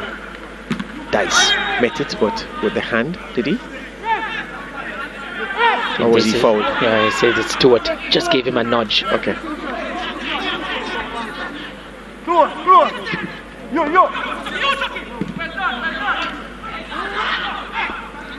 Duar takes charge. Forward to Christian. Christian waiting for the run of Taylor. Taylor took forever, but he got there in the end. And look at Nelson back defending for his team. Trevante Stewart now. Good touch into the path of Livingston. Here comes the Molynes boys. Livingston over into the path of Nicholas Nelson. Has Duar for company. Pringle wants a piece of it, gets it. Pringle under pressure to Brown in the midfield. Sutherland back to Pringle. Pringle over the top, looking for Stewart, and he did attempt to make connection with that ball, but maybe just flicked off the top of his head and it's behind for a goal kick. Yeah, he was just leaning forward to get in between the two defenders, but that was a good ball into the box from Pringle. And really needed a very good delivery, and it was, because there's one person to aim at, and he found him. Winter battling well. Christian takes charge. Under pressure from Brown. Christian, can he turn away? No, he can't, because he was fouled. And ball generalship being shown by Nicoy Christian, surrounded by three players, but still confident in his ability to protect the ball and turn away from the crowd. Wins the free kick. So confident he was that he had Rashawn Taylor right in front of him and could have just played it off. Didn't do that. Ball generalship, Dwight. Dice back to his goalkeeper Hyatt, who's been sharp between the posts for his team. The one time he was beaten, his crossbar came to his rescue. Smith under pressure. Duar back to Smith. Seems as if Taylor was punched in the belly. That's what he's alleging, and it's going to be a red card. Pringle, straight red card for Pringle. Oh, I'd love to see that again, because Taylor went down as if he was shot by a sniper. If we could go back, I don't know, about a minute ago when Molynes was attacking, Pringle felt that he was held back by Taylor, didn't like it, had a flash out of the hand. I think he was just coming back now for a payback. Wasn't smart enough in doing what he did, and did it in the view of the assistant referee, but I think it's retaliation based on something that happened about a minute ago in open play when Molynes had their last attack. Well, whatever the situation, John Christoph Pringle has been given his marching orders. He's not pleased. He went to remonstrate with the assistant referee on this near side, and referee Tummings is standing his ground. Young man, I've made my decision, please leave the field. And he's showing him, don't take the long way away. So that's what we saw, and we'll see it again, but yeah, it was a cheap shot. It was a cheap shot, and as you said, Dwight, just wasn't clever enough to get away with it. And referee Tummings to the back pocket, and that was it. Harrison gobbles this one up. So yeah, I say to my players, if you want to do those stuff, then you have to be smart. You have to be smart in terms of doing it outside of the peer view of the referee.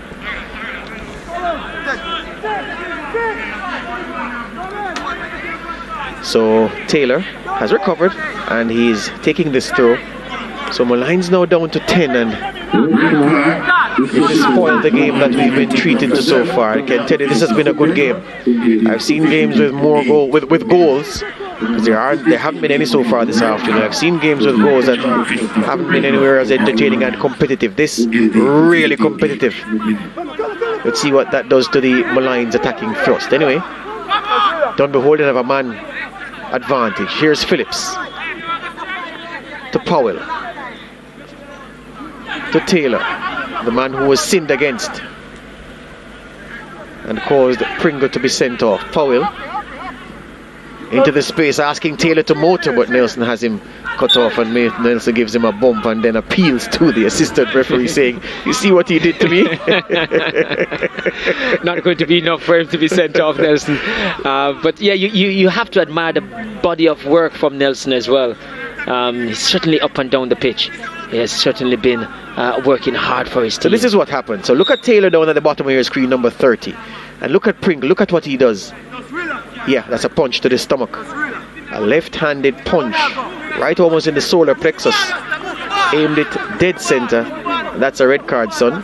Every day, all day. All day long, and like I said, it's premeditated as well, because earlier the tussle they had.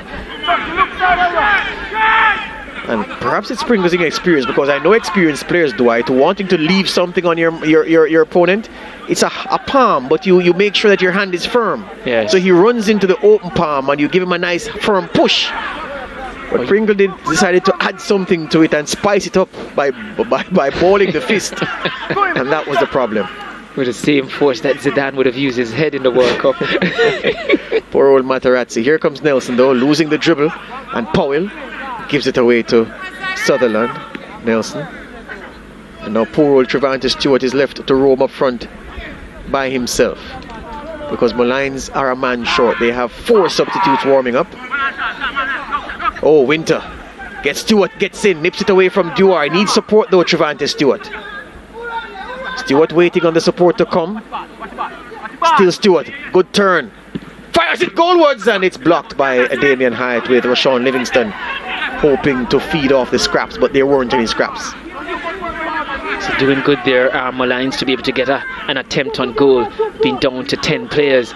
And they're going to have to be mindful that they don't commit too much and leave spaces behind. McCoy waiting to get to that, and he did get to that. I really like the tactical deployment this afternoon of Kimoni Bailey. In the games we've seen him prior to today, he was played in an outside left position, so he was wide on the left, running as a traditional winger and making a nuisance of himself, running hard, getting into tackles, closing down defenders, but not using the ball. Well, his end product was poor, but today he's been given more of a central role, and he has played with more discipline, as we see Powell getting fouled in the midfield by Brown. Yeah, a little more out to that traditional wide position now, George, but in the first half, you're right, really was more like partnering Dean Andre Thomas most of the time. Winter wins it. Oh, gives it away. That's poor by Winter, especially with the team a man down. And Bailey trying to get on it, but the man they call Rasta. McCoy turns away from him, so the dreadlocks turns away from the Rasta, and Molynes are on the attack. Livingston brought down by McPherson. They're on the ground wrestling, and the referee needs to step in.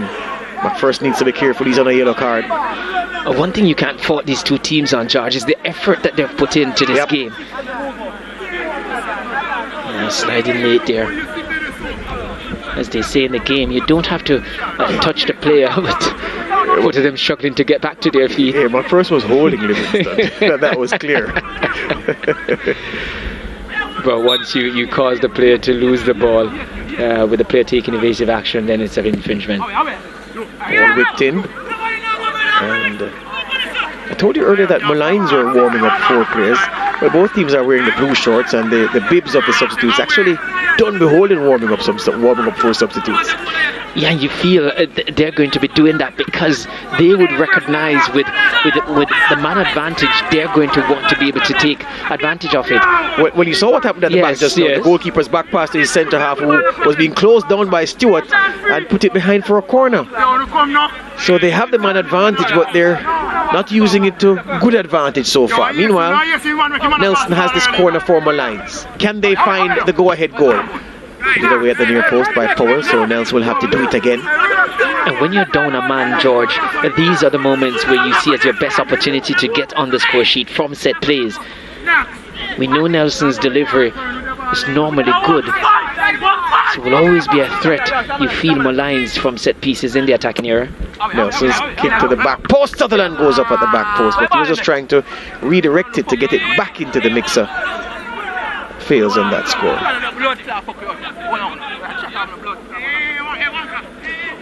So really an opportunity here for Dunbeholden to get back on the winning column, and as I said, to separate themselves from the rest of the pack so that they can be in third place, currently trailing the pack, or trailing two outstanding teams in Mount Pleasant and Waterhouse.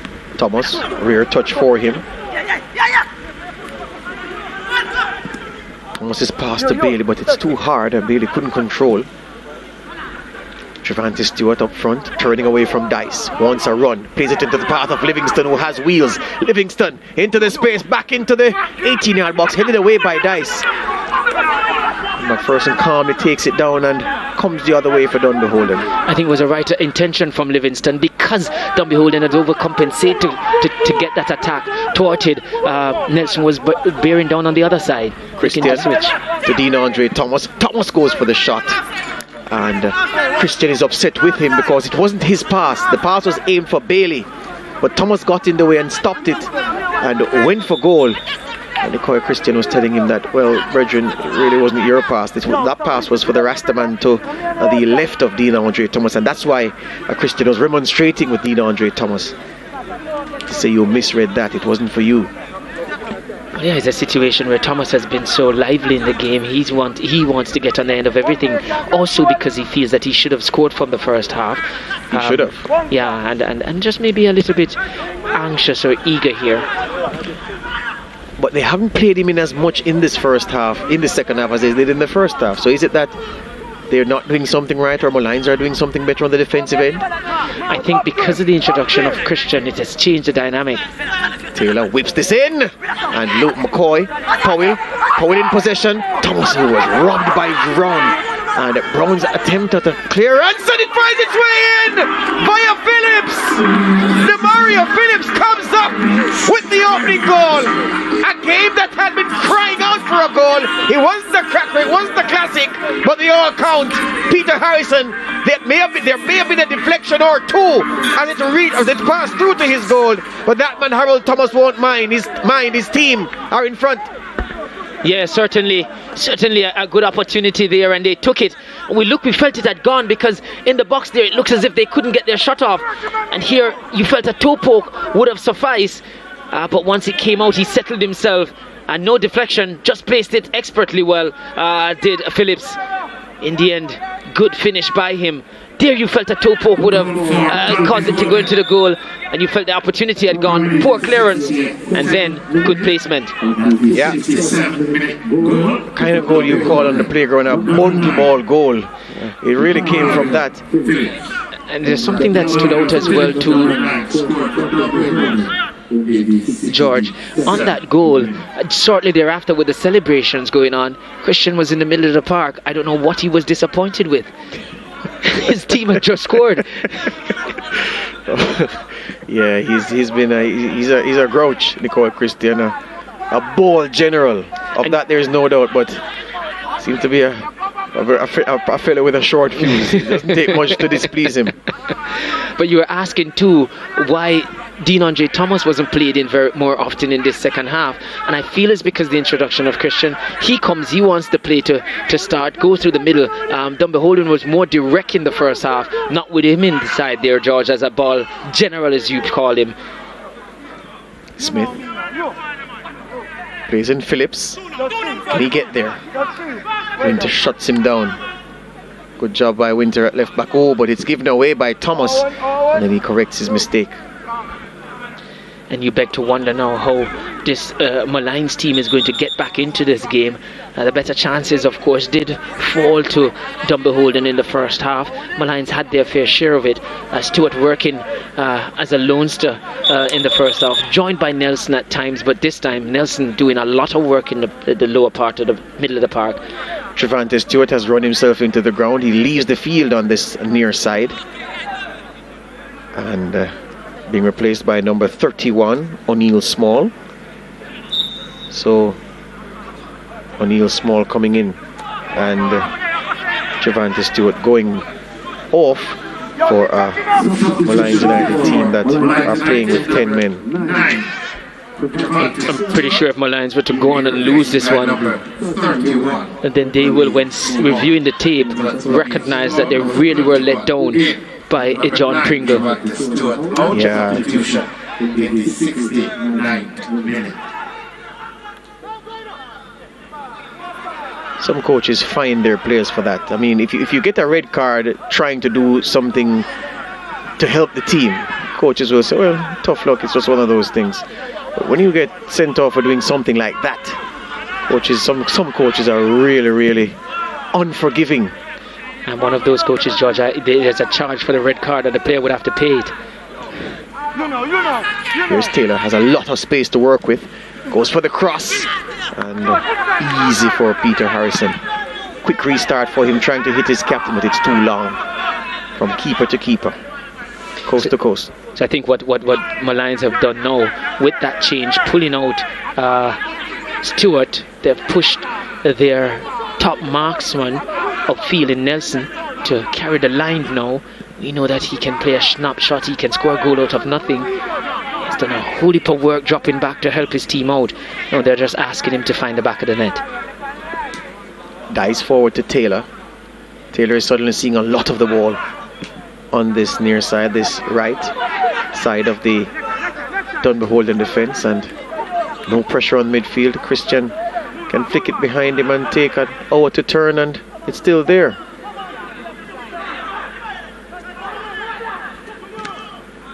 Powell wants a piece. Back to Dewar.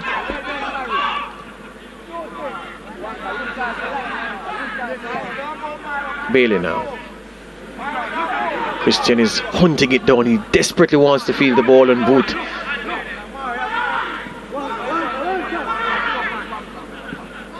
Dice back to his keeper.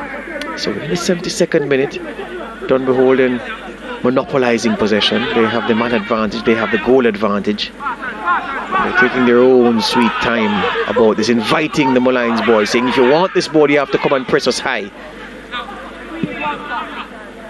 Hyatt goes wide to Christian. Midfield to Phillips. Phillips, a long ball out this right hand side to Dwayne Smith. Dean Andre Thomas will want to burst into the box, and Winter sliding challenge gives away a corner. Well, it's actually a goal kick, the assistant referee says. Yes, in the end, just came off the studs of Thomas. But Molynes certainly looking to be patient. They have the goal. They don't have to rush. Dunbeholden, that is. Molynes, you see a water break. Yeah. Molynes, they know they would love to hold the line and see if they could nip that ball off Dunbeholden. But Dunbeholden not really eager to go forward into that area where Molynes have dropped deep with number advantage. So Molynes had to push forward just now, and that opened up the opportunity for them to play the ball in behind to Thomas. Just that in the end, that his efforts were nullified there. And I was watching Demario Phillips. He sprinted to the sidelines, and then was very hasty in taking off his boots, almost as if they were hot coals in his boots. And now he's putting them back on. He was the one who said to me in the first match of the season that the cure for the heat rising through this synthetic surface and burning the players is to wear 2 insoles. So by doing that, you slow down the conduction of the heat from the surface through your boot to your foot. And there was a tackle here. Brown went to clear, but Powell slid in, and it was Powell's slid tackle that caused the ball to go out to Phillips, and then Phillips struck it through, as you said, no deflection. Yeah, had it not been that tackle from Powell, Brown's clearance would have gotten more distance. Well, no. In fact, what I'm saying to you, I'm saying that Brown didn't get a foot on it. It was Powell slid in and towed the ball away, so Brown kicked fresh air, and the ball went out to Phillips. So Brown went to clear it, and Powell tackled him and towed the ball away, and that's how Phillips got it. Okay, because it did look like he got just a little toe on it, but yeah, maybe not.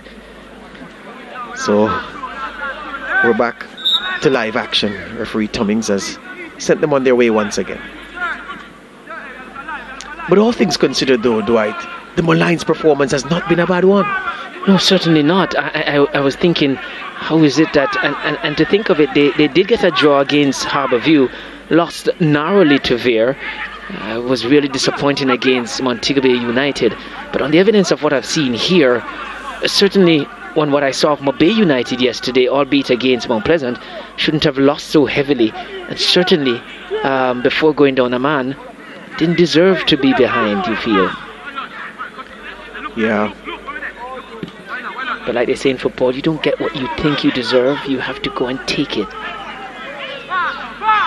Taylor, midfield to Christian, who plays Phillips, bursting forward. Still Phillips.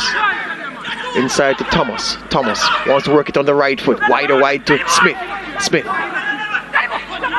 to Christian, who surveys the landscape, looking for that pass. Wide to Taylor. Taylor's cross his first time. And easy for Peter Harrison. I was watching Christian to see if he would have given him the glare. We were doing the same thing, George, because I was fixated on him there, looking to see what his reaction was like. But maybe his fused is above, just above that current that went there. His temperament, he was able to deal with that just now, because he was instructing the player to take a different option. Meanwhile, Grant puts this in. Nelson's control. Turning and firing out straight at Damien Hart, and not much power behind the effort from the Molynes talisman. Nicholas Nelson, ex of Hydel. Good player from a schoolboy, and now captaining this Molynes United team. And you know where our location is on Chalmers Avenue, Molynes Road. That's where Molynes' old base used to be, Dwight. So it's almost SportsMax's team. Almost? Almost. When we stand on the back of the property, we are looking at where they used to play their football for many years. Okay. Before they moved due to redevelopment issues down there. So not fully back in then, just the fact that there's some history. Yes, that ties you together. There's a tie. Taylor taking his own sweet time to get to this throw for Dunbeholden. And he's finally gotten there. No fall. Off the hand of Bailey, it would seem. Yeah, it definitely looked like the hand of Bailey now. And they're saying corner. That's why the Molynes boys are angry. They're saying it was a handball of Kimoni Bailey. And the assistance was right there. Is not really, just like on the penalty call that was missed. This assistant here not intervening. Christian in charge of this free kick. Goes near post, met by Winter, and it's a throw. Going to be a throw to Dunbeholden. And as it stands, George, that no call on the penalty. Not an issue, you think? Not at this point. Do you sense, though, that the Dunbeholden team have been seeking to take the tempo out of the game from the moment they went one up? Yeah, certainly doing that through the works of Christian. He has been dictating the play. And no need to rush it, you feel, because they're leading. He's just looking to manage the game. Dean-Andre Thomas on the run. Dean-Andre Thomas, and he's robbed by Damian Thomas. Thomases have been having their personal duel all game.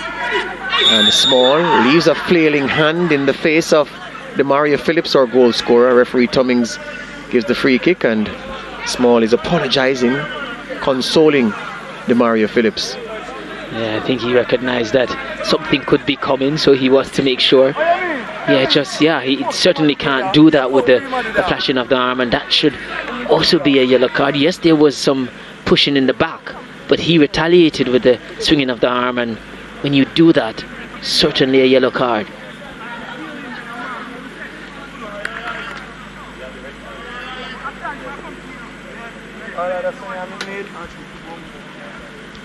So 79th minute, and Dunbeholden in energy conservation mode, perhaps a man up and a goal up, as we see they're lining up two changes. Zelana Barnes and Fabian McCarthy are set to come in, as if Molynes didn't have enough problems.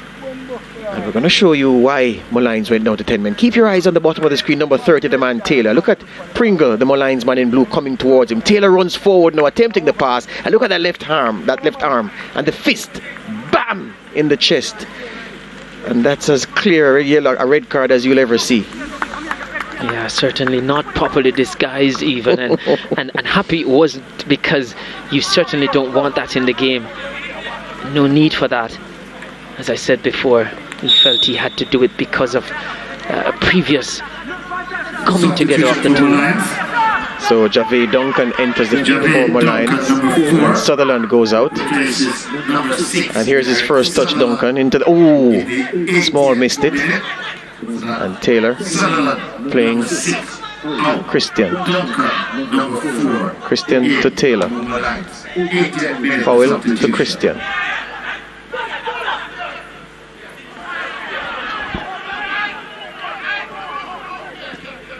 Bailey.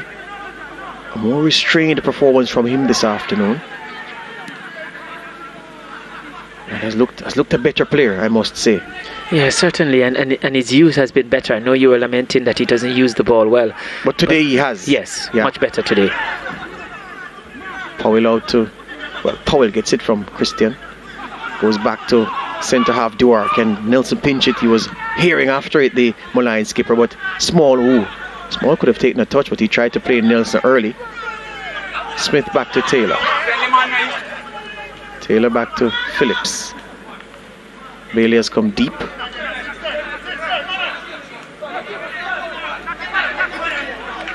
Taylor.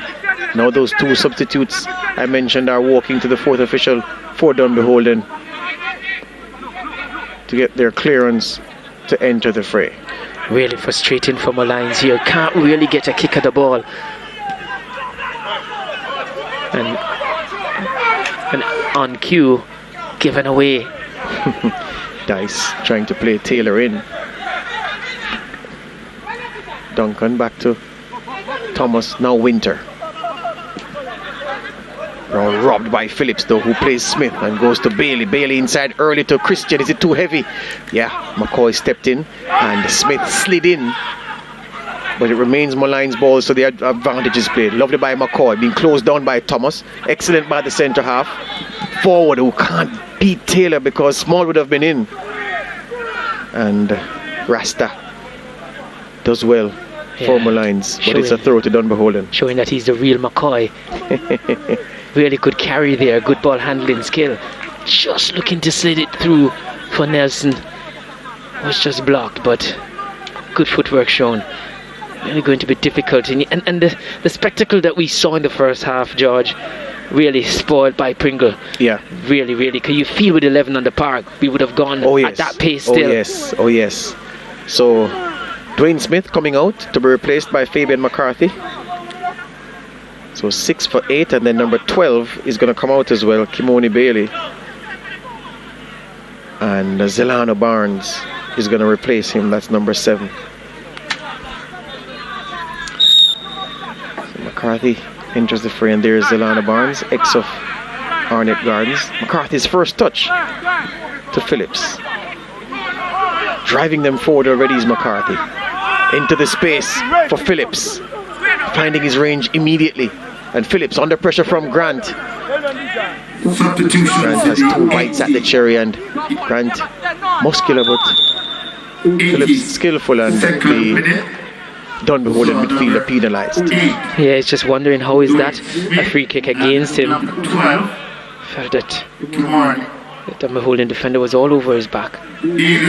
being replaced by number 8, Fabian McCarthy.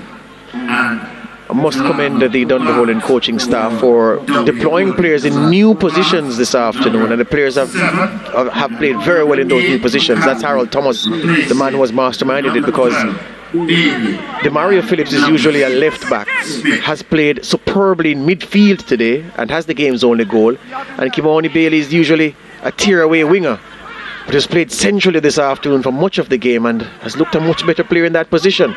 So credit to the coaches for working on these changes in the time between today and their previous game. Yeah, and showing that they have the versatility not to put up with stuff that they feel are not in keeping with the progress of the team. And that's what you want, your players to step up to the plate. And certainly those players you mentioned, Phillips and Bailey, have been certainly a good one. Winter meets the head of Duar.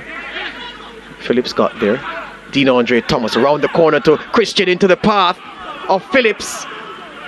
Hasn't reached the 18-yard box yet. Phillips needs help. Across to Zalana Barnes on the left foot. He misses the left-hand post, left side of goalkeeper Harrison's goal. Yeah, in the end it became a snapshot because in his peripheral vision, I think he saw the advancing Winter coming across to block the shot. Hurried him. Yeah, maybe just in his line of sight, or line of vision. And in the end just dragged it wide.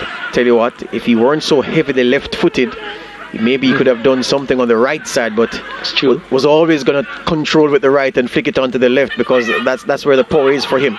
Meanwhile, speaking of power, Nelson goes from distance, apologizes to Small, who was to his left. But the captain must be feeling like one man against the world. He's certainly put in a shift, you have to say, in terms of his effort, dropping deep, helping out in the middle of the park. Yeah, he has played well this afternoon, no doubt about it. Yeah, for sure. He would love to top it off with a goal, giving his team a chance to share the points. Here's McCarthy, forward to Phillips. Back to McCarthy. Two-time Premier League champion with Mobay United. Nice switch to Taylor. Forward to Barnes. He's getting instructions from some of the cameramen. Can you imagine?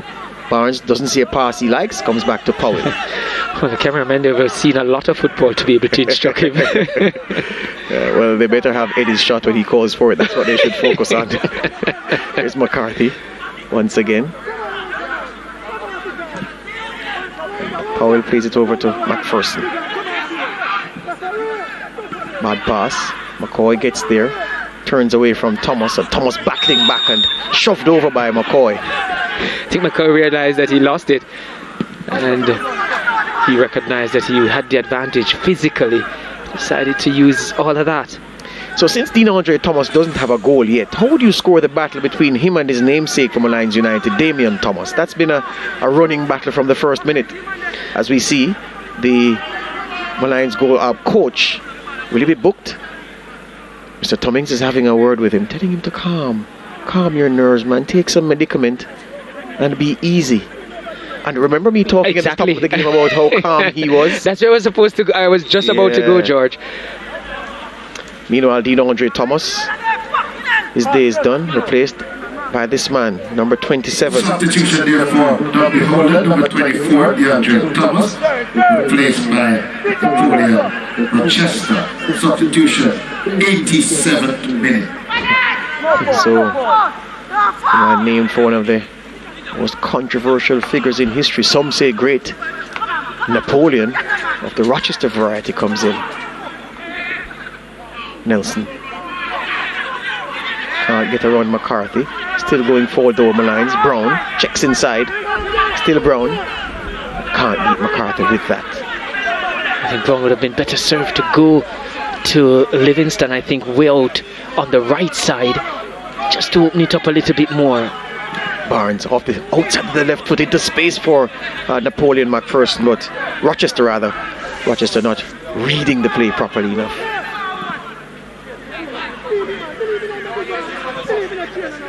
Grand forward to Small. Duar gets there before, but no, McCarthy shares it with Taylor. McCarthy, the captain of St. James High when they won the Costa Cup in 2008.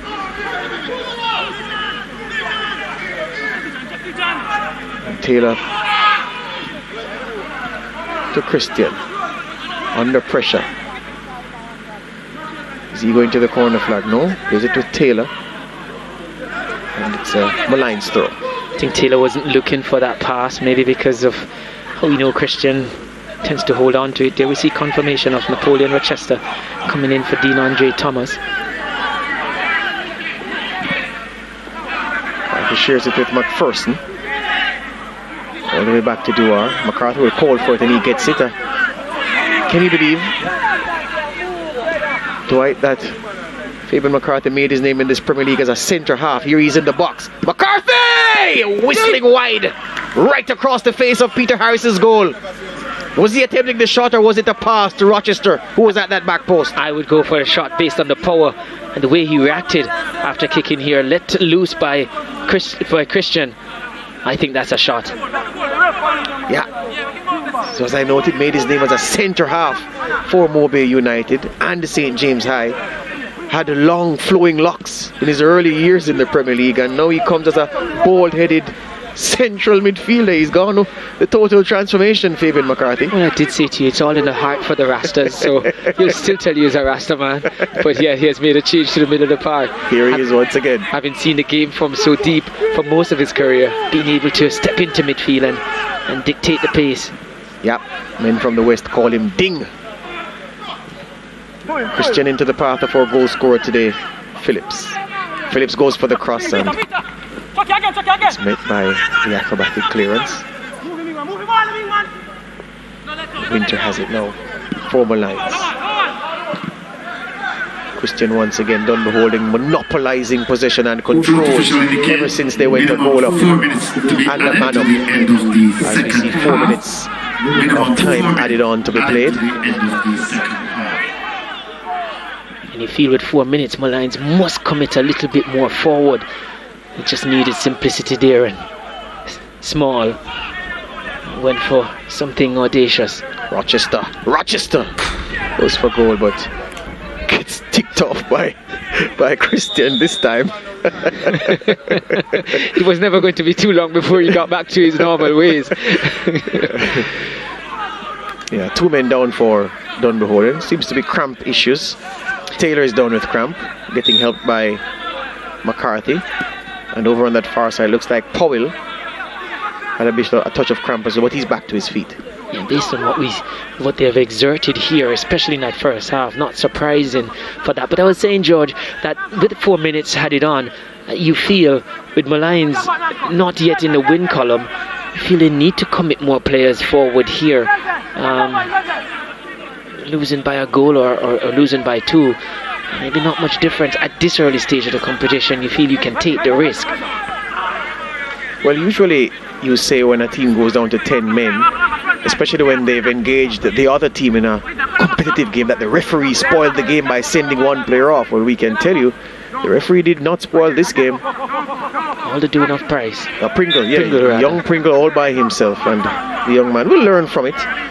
But really disappointing to see him, and he was making a good strong contribution to his team's play before that, doing something so silly and leaving Doyle Tumming with no choice but to send him off and robbing his team of a needed soldier in the thrust for victory against this Dunbeholden team.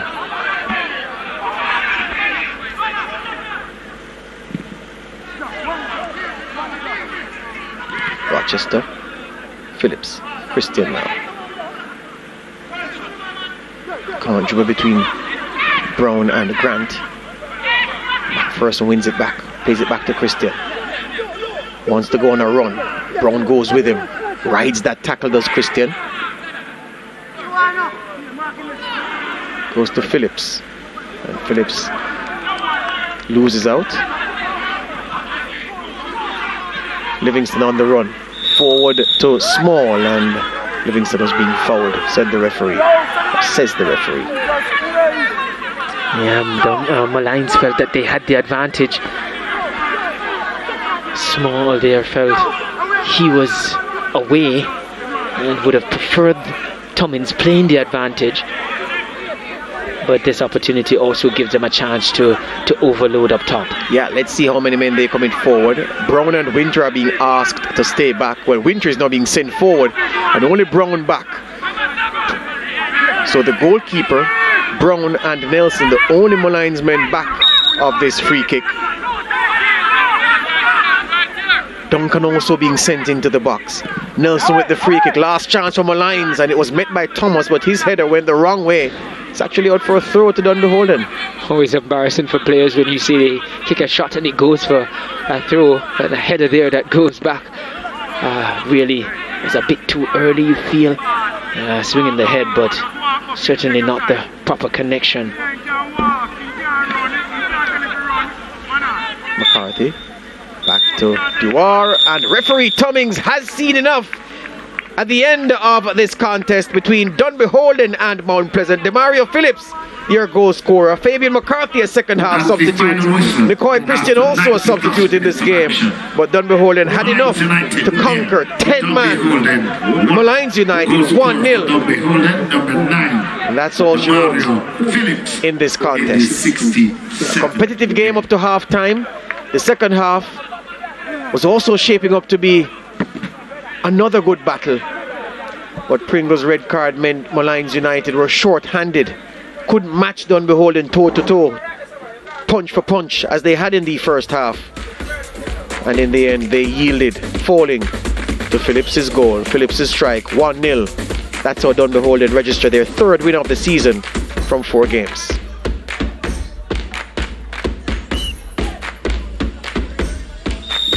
So the highlights of this contest.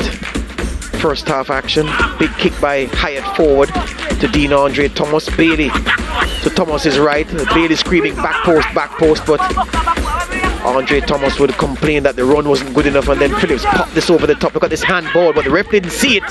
And a volleyed finish by Dean Andre Thomas went wide, and then he had another chance as striker. Wide once again. Williams into the box. Overhead kick. McCoy didn't really know too much, but he got his body in the way. Then Nelson replied for Molynes. The ball kissing the crossbar. And Hyatt claiming high. And then Smith, his pass goes astray. And Nicholas Nelson races on to it. He has Stewart to his left. Stewart fails to sort his feet up, but does so eventually. Pringle, a round 1 challenge, but he can't beat the goalkeeper. The second chance goes wide. And then a moment of madness from John Christoph Pringle, deciding to punch Taylor, Rashawn Taylor, and he was given his marching orders. Taylor puts this one in. Powell can't shoot. Brown goes to clear. Powell toes the ball away. It comes to Phillips, takes one touch, rolls it under his studs to give him the swing, the full swing of the leg. And with that full swing, gets enough power on it, and the direction is more important. Look at the direction. Drifting away from the defender, drifting away from the goalkeeper. And that was the game's only goal. Demario Phillips and referee Tummins signaling the end to the contest. The vital numbers, there were 23 shots combined for both teams. 18 shots on target combined, 10 on target by Molynes. They lost, but they had 10 shots on target. Dunbeholden with 8. There were 19 fouls, 4 yellow cards, 1 red card.